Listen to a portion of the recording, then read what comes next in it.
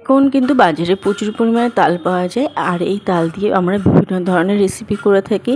তো এইভাবে একবার তালের ক্ষীরকদম পিঠে বানিয়ে দেখতে পারেন, খুবই ভালো হয় খেতে।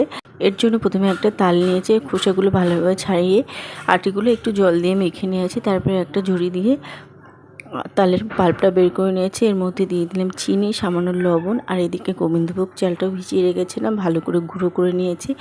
কড়াইটা আমি গ্যাস ওভেনে বসিয়ে দিয়েছি। তারপর দিয়ে দিলাম চালের গুঁড়ো, সুন্দর একটা ডো তৈরি করে নিয়েছি। এর থেকে ছোটো ছোটো লেচি কেটে নিয়েছি।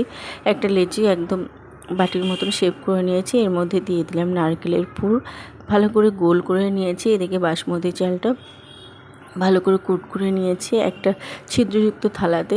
এটাকে 10 মিনিট মতন ভাপিয়ে নেব। 10 মিনিট পরে দেখুন কত সুন্দরভাবে ক্ষীরকদম পিঠেগুলো রেডি হয়ে গেছে। তো বন্ধুরা, রেসিপিটা কেমন লাগলো অবশ্যই কিন্তু কমেন্ট করে জানাবেন।